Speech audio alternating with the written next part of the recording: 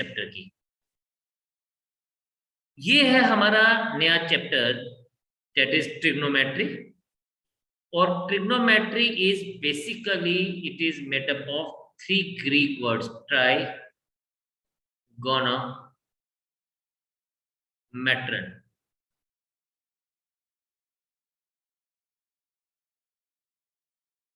यानी अगर हम लोग देखें तो ये है 3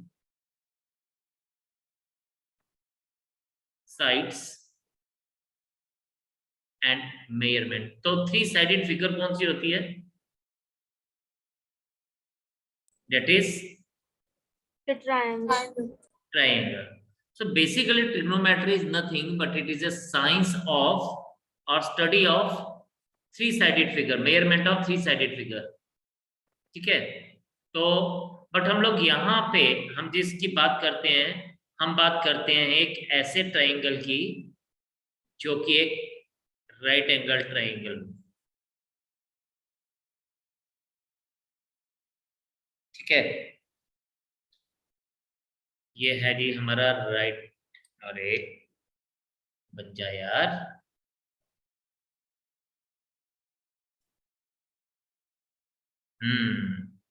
ये हमारा right angle triangle.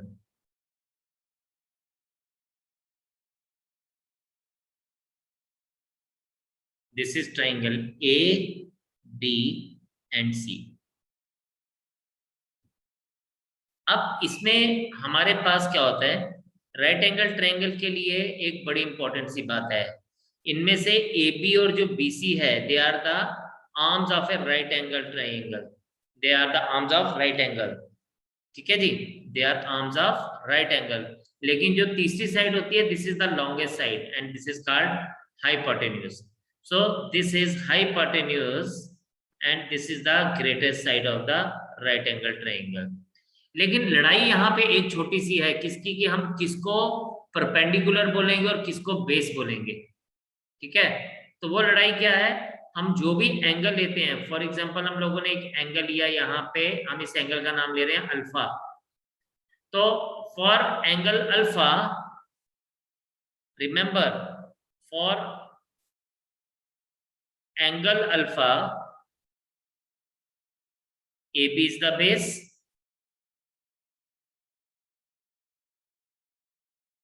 sorry, AB is the perpendicular,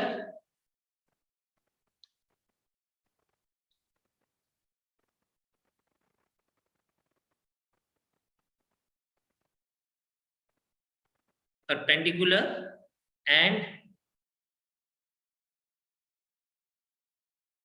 BC is the base.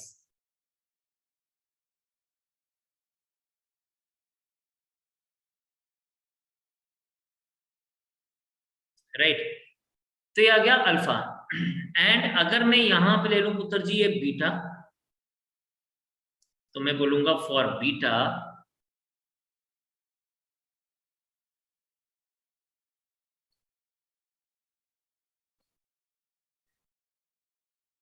BC is the perpendicular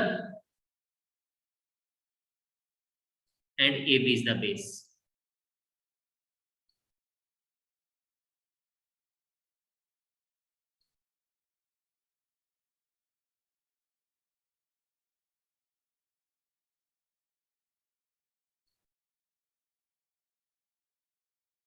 so main important चीज ये है मेरे बच्चे कि जो भी एंगल होगा उसके ऑपोजिट वाली साइड हमेशा परपेंडिकुलर ली जाएगी, एंड जो हमारे पास उसके साथ में है उसको हम बेस मान के चलेंगे।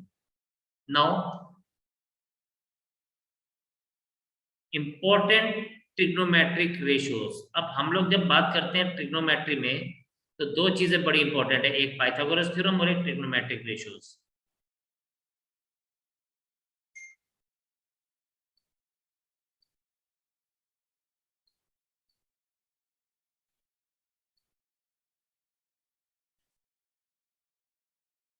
इंपॉर्टेंट ट्रिग्नोमेट्रिक रेशियोज है साइन, एंगल को हम लोग जनरली थीटा से डिनोट करते हैं, sine theta, cos theta, tan theta. Then इनके रेसिप्रोकल्स, ठीक है। tan का रेसिप्रोकल cot थीटा, cos का reciprocal sec theta and sin का रेसिप्रोकल cosec थीटा। मैंने इसको ना ऐसे याद रखा हुआ है, एक सेंटेंस याद रखा हुआ है, that is papa has beaten his Pappu badly. Pappu pass नहीं हो रहा था ना, पढ़ता नहीं था बेचारा पप्पू, इसलिए। तो पापा हैज इज फॉर साइन, यानी साइन थीटा को हम लोग हमेशा किस तरह से डिनोट करते हैं, perpendicular upon hypotenuse. Papa has, ठीक है। So P and H. Cos theta को हम लेते हैं बेस अपॉन हाइपोटेन्यूज, इसलिए यहां पे हम इसका बीटन का बी एंड हिज का एच। tan थीटा होता है हमारे पास परपेंडिकुलर अपॉन बेस।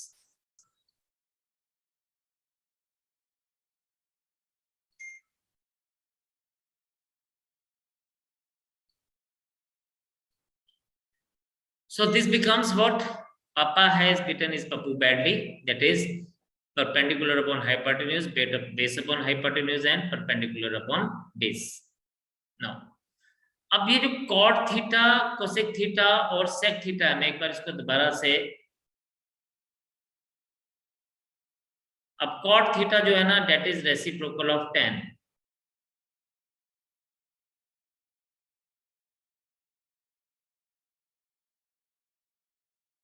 ठीक है।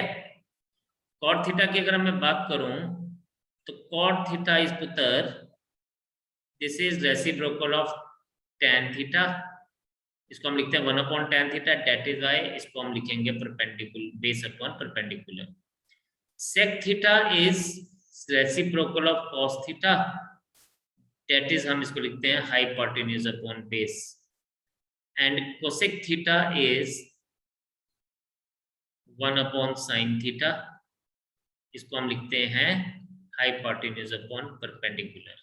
तो आपको याद रखना है ये बस। अब आप सोचोगे मैं ऐसा क्यों करवा रहा हूं, मैं इसलिए करवा रहा हूं कि आपको ये ट्रिग्नोमेट्रिक रेशियोज निकालने को बोला जा सकता है। Second important thing is Pythagoras theorem. ये तो आप सबको पता ही है पाइथागोरस थ्योरम क्या होती है, ये तो आप अपनी जूनियर क्लासेस से पढ़ते आ रहे हो। Pythagoras theorem is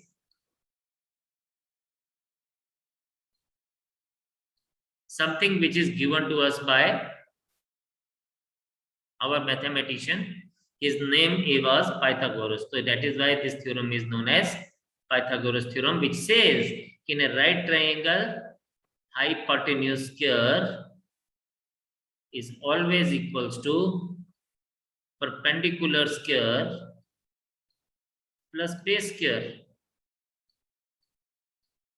So this is the main important thing which we always have to keep it in mind, and here we will be using this particular thing.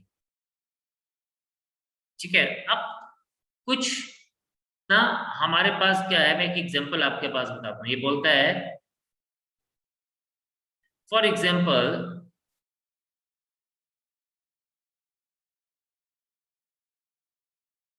In A triangle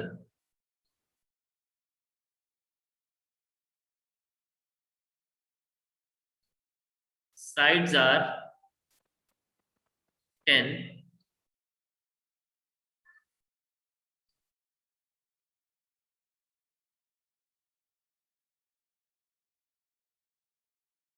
sorry इसको हम 20 लेते हैं,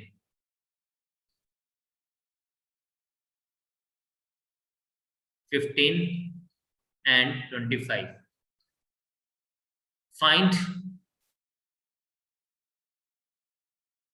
the trigonometric ratios. अब इसमें हम trigonometric ratios तब तक नहीं निकाल सकते जब तक हमें ये नहीं पता लगेगा कि इसमें परपेंडिकुलर क्या है. If length of perpendicular is 20. अब देखें, ये जो 25 है, this is the highest side, this is the greatest side, तो ये हाइपोटेन्यूज है. अब हम लोगों के पास ये खुद से उसने, ये तो हमारे पास h है, ये हमारे पास परपेंडिकुलर गिवन है, तो ऑटोमेटिकली जो तीसरा होगा वो बेस होगा. बस इसलिए अब मैं यहाँ पे अगर मुझे साइन थीटा निकालना है तो पापा हैज यानी 20/25 which can be written as 4/5. cos theta base upon hypotenuse, base हमारे पास है 15, hypotenuse is 25, this is 3/5, and tan theta is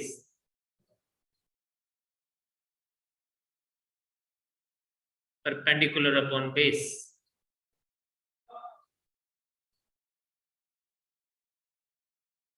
that is perpendicular is 20 और बेस इज 15, तो ये आपके पास आ जाएगा 4/3. तो आपने इसको हमेशा स्मॉलेस्ट पॉसिबल टर्म्स में लिख के चलना है, क्योंकि हम ये रेशो की बात कर रहे होते हैं. तो आप इतना इसको नोट करेंगे and then we will move ahead with the things. शाबाश. यहां तक आप देखें, किसी को कोई बात समझ नहीं आई तो पूछें, अदरवाइज फिर हम लोग आगे चलेंगे. अच्छा, मैं ना आपको एक बड़ी इंपॉर्टेंट सी बात बताने वाला हूँ. जैस पाइथागोरस थ्योरम हम बहुत यूज करते हैं, इससे ना कुछ चीजें हैं जो पाइथागोरन ट्रिपलेट्स आपने ना ध्यान में रखने हैं. पाइथागोरियन ट्रिपलेट्स, इसका यूज इतना है कि आपको ना क्वेश्चंस करने में थोड़ी सी आसानी हो जाएगी. ये आपको समझना है कि यार अगर मेरे पास, मैं परपेंडिकुलर लिख रहा हूँ, बेस लिख रहा हूँ पहले, फिर परपेंडिकुलर लिख रहा हूँ और फिर हाइपोटेन्यूज लिख रहा हूँ. सपोज, हाँ, ये दोनों आपस में जगह चेंज कर सकते हैं. ठीक है.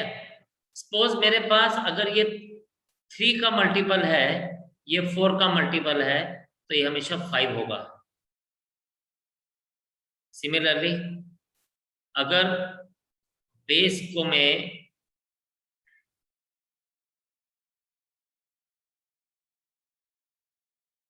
5 ले लूं, 12 ले लूं, तो ये 13 आएगा हमेशा. अगर मैं इसको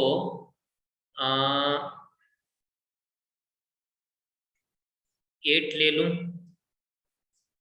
इसको मैं 15 ले लूं, तो ये हमारे पास 17 आएगा.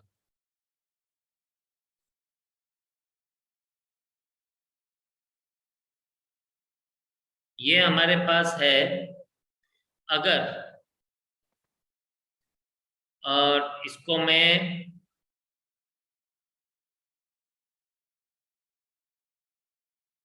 7 ले लूं, इसको मैं 24 ले लूं, तो ये 25 आएगा.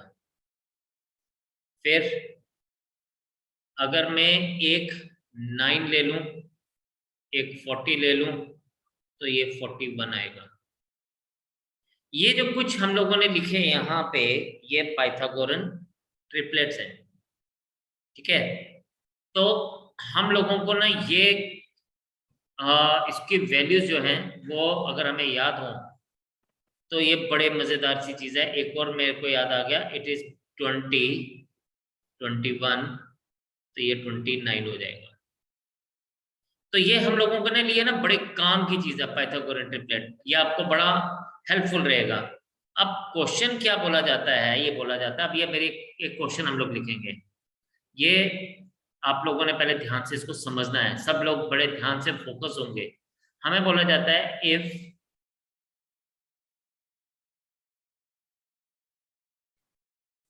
in a triangle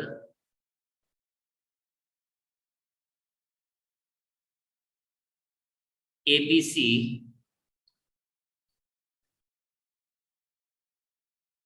right angled at B such that AB is equals to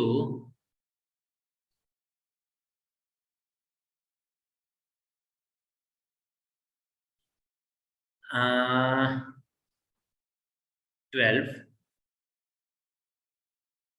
BC is equals to 16. Find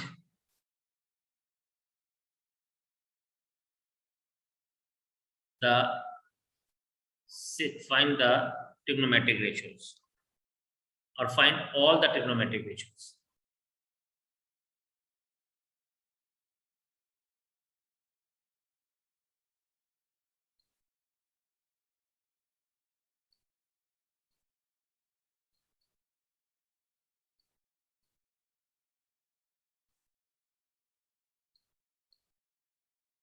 अब सपोज ये मेरे पास एक ट्रायंगल है,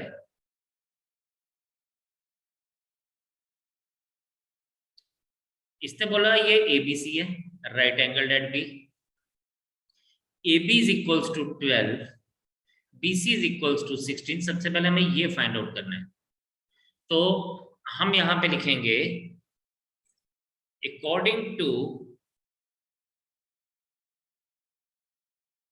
PGT Pythagoras theorem, AC square is equals to AB square plus BC square, यानी AC square is equals to 12 square plus 16 square, AC square is equals to 144 plus 256, AC square is equals to 400 and AC is equals to 20. अब मैं ना आपका ध्यान यहां पे लाना चाहता हूं basically. Now look at this thing very very carefully. ये मैंने आपको जो पाइथागोरियन ट्रिपलेट्स लिखा है ना, ये क्यों लिखा है आप देखें. जो मेरी पहली साइड थी ना AB, ये 12 है, it can be written as 3 into 4. मेरी जो सेकंड साइड थी वो 16 थी, which could be written as 4 into 4. तो आपने देखा आंसर मेरा क्या आया, 5 into 4.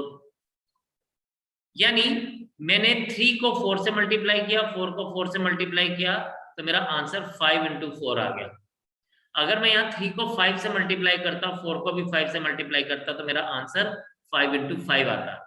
अगर मैं यहाँ पे 3 को 7 से मल्टीप्लाई करता, 4 को भी 7 से मल्टीप्लाई करता, तो ऑटोमेटिकली मेरा आंसर 5 into 7 आता. तो ये हमें हेल्प करता है इस तरह से क्या फाइंड आउट करने के लिए, पाइथागोरन ट्रिपलेट से हम लोगों को आंसर जल्दी पता चल जाते हैं. तो ये आपको जब एमसीक्यूज आएंगे तो ये बड़ा काम आने वाली चीज है. नो, इसने हमें बोला कि आपको साइन का वैल्यू निकालना है. अच्छा, अब इसने ट्रिग्नोमेट्रिक रेशियो की बात की ना, तो हम लोग इसमें क्या लेके चलते हैं, हम कहते हैं कि यहाँ पे एक प्रॉब्लम है. अभी तक इसने हमें ये नहीं बताया क्योंकि बेस कौन सा है, परपेंडिकुलर कौन सा है. ठीक है, तो हमने यहाँ पर बोलता है find all the trigonometric ratios. ये यहाँ पे ना आगे ये चीज दिखेगा with respect to angle A. चलिए, इसने हमें ये बोल दिया with respect to angle A. अब जब with respect to angle A बोल रहा है ना, यानी ये बोल रहा है, तो इसका मतलब BC इज परपेंडिकुलर. तो here BC is perpendicular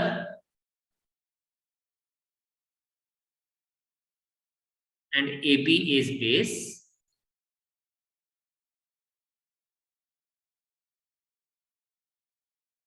Therefore, sin A is perpendicular upon hypotenuse. शाबाश, लिखो BC upon AC और वैल्यूज डाल दो 16 upon 20 और इसको छोटा कर दीजिए, यानी स्मॉलेस्ट पॉसिबल टर्म्स में ले आइए. cos A is equals to AB upon AC, 12 upon 20 is equals to 3 upon 5. tan A is equals to perpendicular upon base BC upon AC, it is equals to 16 upon 12, it is equals to 4 upon 3. इसी तरह से cot A को आप directly लिख सकते हैं 1 upon tan A equals to 3 upon 4. sec A को आप डायरेक्टली लिख सकते हैं 1 upon cos A equals to 5 upon 3. And in the same way आप cosec A को मैं यहाँ ऊपर लिख रहा हूँ, यहाँ की साइड पे लिखता हूँ, cosec A में लेफ्ट हैंड साइड पे लिख रहा हूँ, cosec A is 1 upon sin A, यानी साइन का रेसिप्रोकल, तो बेटा आप इसको डायरेक्टली 5 upon 4 लिख सकते हो. So these 6 are the trigonometric ratios we were looking for.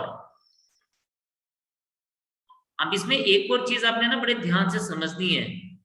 देखिए हमने इसको स्मॉलेस्ट पॉसिबल टर्म्स में लाया, इसका मतलब ये जो है हम इसकी रेशियोज की बात कर रहे हैं. किसकी बात कर रहे हैं? रेशियोज की. ठीक है. So we are having 6 trigonometric ratios जिसको हम लोगों ने यहाँ पे फाइंड आउट किया. तो हमारे पास आपने देखा इसकी जो साइड्स की वैल्यूज थी वो कुछ और थी, लेकिन जब हमने इसको तोड़ के स्मॉलेस्ट पॉसिबल टर्म्स में लाया तो दिस इज कॉल्ड रेशियो. तो एक्चुअल में जब हमें साइन की वैल्यूज या कॉस ए की वैल्यू या साइन थीटा या कॉस थीटा की वैल्यू गिवन होती है तो हम उसको ना ये नहीं मान सकते कि ये उसकी एग्जैक्ट वैल्यू है. हम क्या कहेंगे कि वो उसकी रेशियोज की वैल्यू है. ठीक है. तो आपने इस चीज का ध्यान रखना है. आज आपने इसको गो थ्रू करना है प्रॉपरली एंड देन कल हम लोग इसके आगे चलेंगे. ठीक है. तो आज इतने रखते हैं, कल दोबारा से मुलाकात करेंगे और आप लोगों ने प्रॉमिस करना है कि आप इसको आज प्रॉपरली गो थ्रू करेंगे, समझेंगे. कहीं कोई परेशानी आएगी तो आप मुझे कल बताएंगे. Bye bye for now. Take care. God bless you and जय हिंद. Excuse me, sir.